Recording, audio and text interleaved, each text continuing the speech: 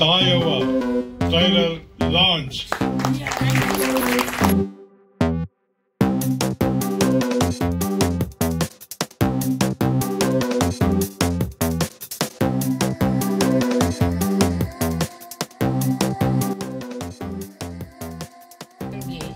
ತುಂಬಾ ನ್ಯಾಚುರಲ್ ಅನ್ಸುತ್ತೆ ಬಿಕಾಸ್ ಇದು ನಾವು ANMs ಅಂತಂತೀವಿ, ಆಕ್ಸಿಲರಿ ನರ್ಸ್ ಮಿಡ್ವೈಫ್ ಅಂತ.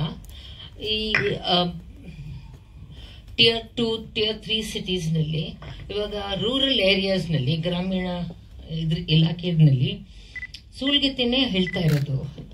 ಅದು ಭಾಳಷ್ಟು ನಾರ್ಮಲ್ ಡೆಲಿವರೀಸೇ ಅವ್ರು ಮಾಡೋದು, ಅವರು ವ್ಯಾಕ್ಸಿನೇಷನ್ ಹಾಕೋದು, ಮತ್ತು ಮಕ್ಕಳದ್ದು ಇದು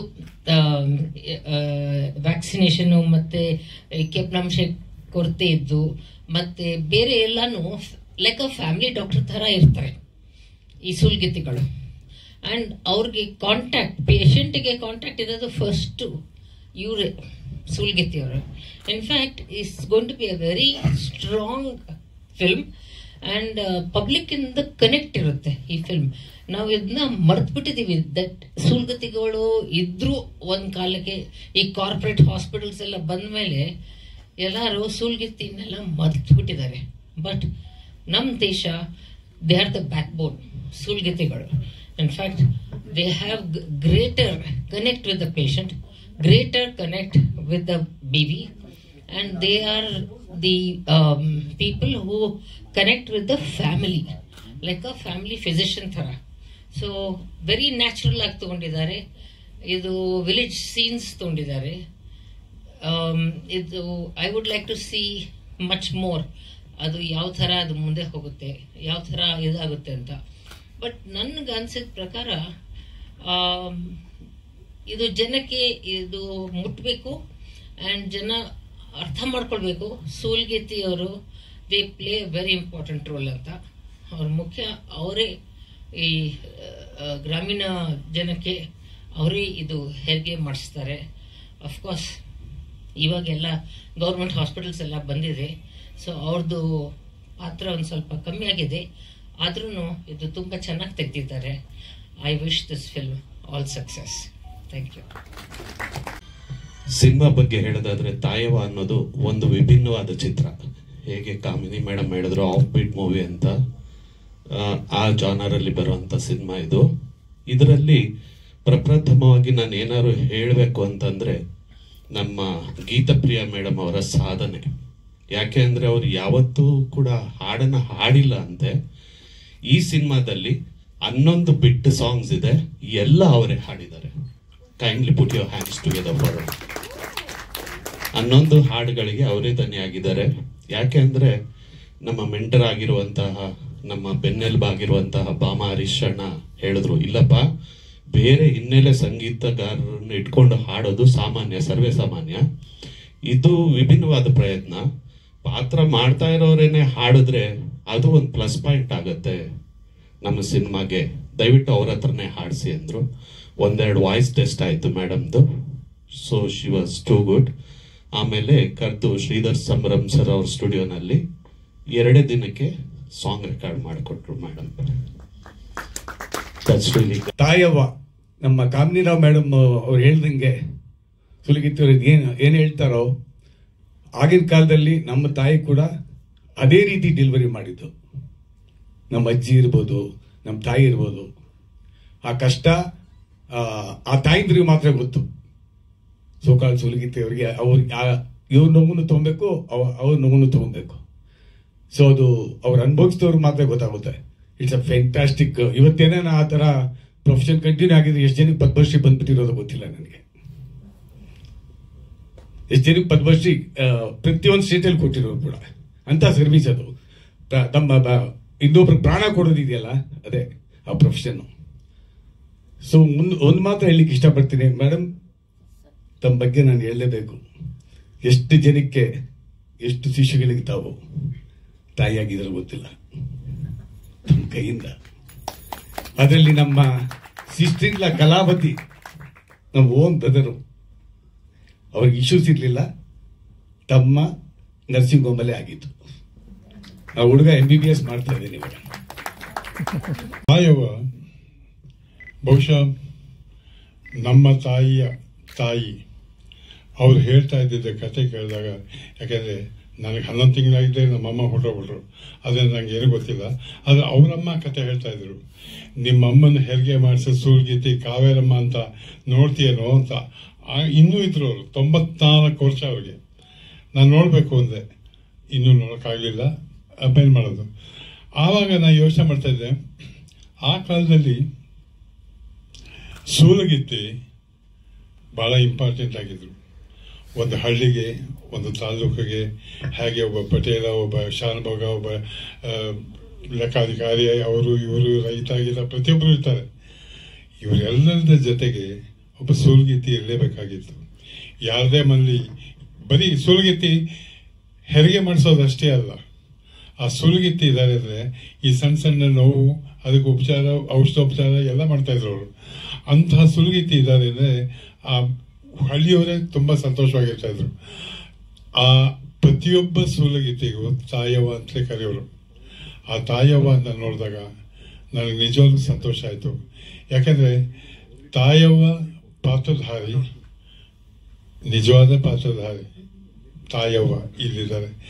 10,000ಕ್ಕಿಂತಲೂ ಜಾಸ್ತಿ ಮಕ್ಕಳನ್ನ ಅವ್ರು ಈ ಪ್ರಪಂಚಕ್ಕೆ ತಗೊಂಡ್ಬಂದಿದ್ದಾರೆ. ಪ್ರತಿಯೊಬ್ಬ ತಂದೆ ತಾಯಿಗೂ ಸಂತೋಷ ಕೊಟ್ಟಿದ್ದಾರೆ. ಇದೆಲ್ಲ ನೋಡಿದಾಗ ನಾವು ಹಳೆಯದನ್ನ ಜ್ಞಾಪಿಸ್ಕೊಳ್ಳೋದು ಎಷ್ಟು ಮುಖ್ಯ ಆಗ್ತದೆ. ತಾಯವ್ವ ಅಂದರೆ ಒಬ್ಬ ಆ ಹೆಂಗಸು ಎಷ್ಟು ಗಟ್ಟಿಯಾಗಿರ್ತಾರೆ, ಅಷ್ಟೇ ಮೃದು ಹೃದಯ ಆಗಿರುತ್ತೆ. ಸಿನಿಮಾ ಕ್ಷೇತ್ರ ಮತ್ತೆ ಎಜುಕೇಶನ್ ತುಂಬಾನೇ ವಾಸ್ಟ್ ಡಿಫ್ರೆನ್ಸ್ ಇದೆ, ಕಂಪೇರ್ ಮಾಡ್ಲಿಕ್ಕೆ ಆಗೋದಿಲ್ಲ.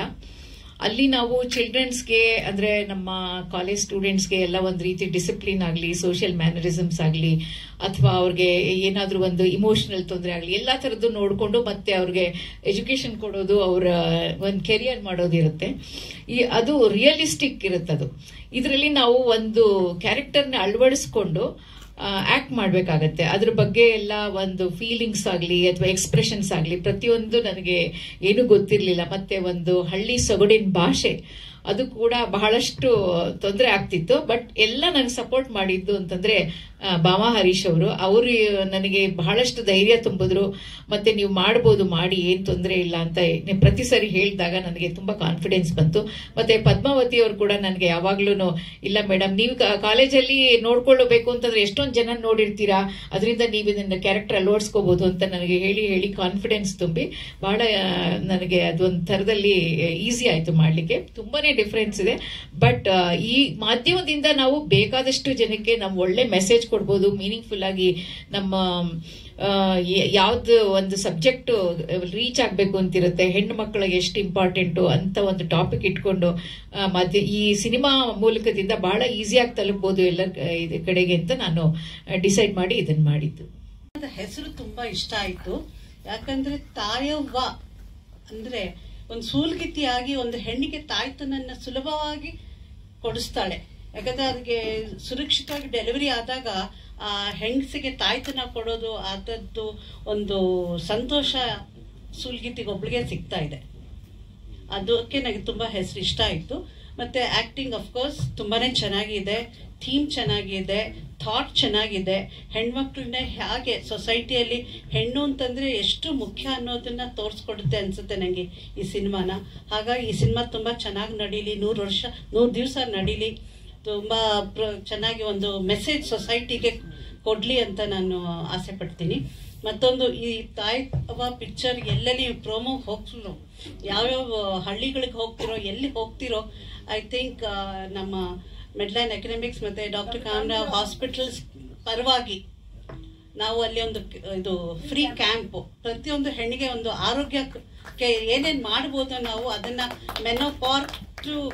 ಮೆನಾರ್ಕೆ ಟು ಮೆನೋಪಾಸ್ನ ನಾವು ಸೇವೆ ಕೊಡೋದಕ್ಕೆ ಸಹಾಯ ಮಾಡ್ತೀವಿ ಅಂತ ನಾನು ಎಲ್ಲ ನಮ್ಮ ಟೀಮ್ ಪರವಾಗಿ ನಾನು ಹೇಳಕ್ ಇಷ್ಟಪಡ್ತೇನೆ. ಈ ಪಿಕ್ಚರ್ ಸಬ್ಜೆಕ್ಟ್ ಮಾಡಿಸಿದ್ದು ಪದ್ಮಾವತಿ ಅವರು. ಅದು ಮತ್ತೆ ಸರ್ಕಾರಿ ನ್ಯಾಯಬೆಲೆ ಅಂಗಡಿ ಕೂಡ ಒಟ್ಟಿಗೆ ಸಬ್ಜೆಕ್ಟ್ ಮಾಡಿದ್ರೆ ಅದು ಇಮಿಡಿಯೇಟ್ ಮೇಡಮ್ ಮಾಡ್ಬೇಕಾಯ್ತು. ಸೊ ಹಂಗಾಗಿ ಈ ಸಬ್ಜೆಕ್ಟ್ ಅವ್ರು ಕೊಟ್ಟು ಮೇಡಮ್ ಗೀತಾ ಪ್ರಿಯ ನೀವು ಈ ಸಬ್ಜೆಕ್ಟ್ ಚೆನ್ನಾಗಿದೆ, ನೀವು ಆಕ್ಟ್ ಮಾಡಿ ಅಂತ ಹೇಳಿ ಆಪ್ಟ್ ಆಗಿದೆ ಅಂತ ಹೇಳಿ ಪದ್ಮಾವತಿ ಕೂಡ ನಮ್ ಗೀತಾ ಪ್ರಿಯ ಅವ್ರಿಗೆ ಹೇಳಿದ್ರು. ಬಹಳ ಸ್ಟೋರಿ ಸ್ಕ್ರೀನ್ ಪ್ಲೇ ಎಲ್ಲ ಹೇಳಿದ್ರು, ಬಹಳ ಖುಷಿ ಆಯ್ತು. ಸೊ ಹಂಗಾಗಿ ಪಾತ್ರದಲ್ಲಿ ಬಹಳ ಇನ್ವಾಲ್ವ್ ಆಗಿ ಆಕ್ಟ್ ಮಾಡಿದ್ರು. ಬಟ್ ನನಗೂ ಅವರಿಗೆ ಭಾಷೆಯಲ್ಲಿ ಸಮಸ್ಯೆ ಆಗುತ್ತೆ ಅಂತ ಹೇಳಿ ಅನ್ಕೊಂಡೆ ನಾನು. ಫಸ್ಟ್ ಅನ್ಕೊಂಡಾಗ ಆಮೇಲೆ ಅದಕ್ಕೆ ಮುಂಚೆ ಸಾಂಗ್ ಶೂಟಿಂಗ್ ಸ್ಟಾರ್ಟ್ ಆಗಿ ಮುಂಚೆ ಸಾಂಗ್ ರೆಕಾರ್ಡಿಂಗ್ ಮಾಡಿದಾಗ ಅನಂತಾರ್ಯ ನಾವು ಮಾತಾಡ್ಕೊಂಡು ಆಡ್ತಾರ ನಿಜವಾಗ್ಲು ಅಂತ. ನಿಜವಾಗ್ಲು ಅವ್ರಿಗೂ ಆಕ್ಚುಲಿ ಮುಂಚೆನೆ ಲಿರಿಕ್ಸ್ ಮತ್ತೆ ಇದೆಲ್ಲ ಟ್ಯೂನ್ ಎಲ್ಲ ಕಳ್ಸಿಕೊಟ್ಟಿದ್ರು ಅನಂತಾರ್ಯನವರು. ಎಷ್ಟು ಚೆನ್ನಾಗಿ ಆಡಿದ್ರು ಅಂದ್ರೆ 2 ಟೇಕ್ಗೆ ಓಕೆ ಮಾಡಿದ್ರು. ಬಹಳ ಖುಷಿ ಆಯ್ತು ನನಗೂ. ಒಂದು 50% ಬಂತು. ಆಮೇಲೆ ಆಕ್ಟಿಂಗ್ ವೈಸ್ ಅಷ್ಟೇ ಪ್ರತಿಯೊಂದು ಸೀನಣ ಇದರಲ್ಲಿ. ಆಮೇಲೆ ಯಾವಾಗಲೂ ತಮಾಷೆ ಮಾಡೋಣ, ಬರೀ ನಗ್ತಾನೆ ಇರೋರು ಸೆಟ್ಟಲ್ಲಿ. ನಾನು ಮುಂದೆ ಕುಂತ್ಕೊಂಡ ಅವಾಗ ಕಮ್ಮಿ ಮಾಡೋರು. ಆಮೇಲೆ ನಾ ಇದ್ದಾಗ ಸೀರಿಯಸ್ ಆಗಿ ಆಕ್ಟ್ ಮಾಡೋರು, ಇಲ್ಲಾಂದ್ರೆ ಇಡೀ ಸೆಟ್ಟೇ ನಗ್ಸ್ಕೊಂಡಿರೋರು. ತಾಯವ ಸಿನಿಮಾದಲ್ಲಿ ಗೀತಾ ಪ್ರಿಯಾ ಮೇಡಮ್ ಅವರು ತುಂಬ ಪ್ರಮುಖವಾದ ಪಾತ್ರನ ಮಾಡಿದ್ದಾರೆ. ಈ ಸಬ್ಜೆಕ್ಟ್ ರೆಡಿ ಆದಾಗಲೇ ನಂಗೆ ಫಸ್ಟ್ ಥಾಟ್ ಬಂದಿದ್ದು ಗೀತಾ ಮೇಡಮ್ ಅವರೇ. ಅವರು ಈ ಸಿನಿಮಾ ಅವ್ರಿಗೆ ಹೇಳಿದೆ, ಇದಕ್ಕೆ ನೀವು ತುಂಬ ಚೆನ್ನಾಗಿ ಸೂಟ್ ಆಗ್ತೀರಾ, ನೀವು ಮಾಡಲೇಬೇಕು ಅಂತ. ಸೊ ಅಷ್ಟೇ ಚಾಲೆಂಜಿಂಗ್ ಆಗಿ ತೊಗೊಂಡು ಮಾಡಿದ್ದಾರೆ. ಮತ್ತು ಅದು ಸಾಂಗ್ಸು ಕೂಡ ಅವರೇ ಹಾಡಿ ಮತ್ತು ಹಾಡಿದ್ದಾರೆ.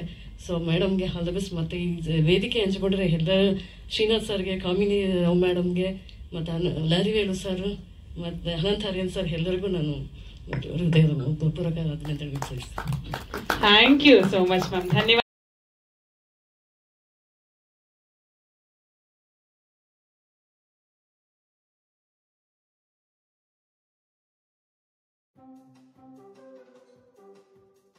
Thank you.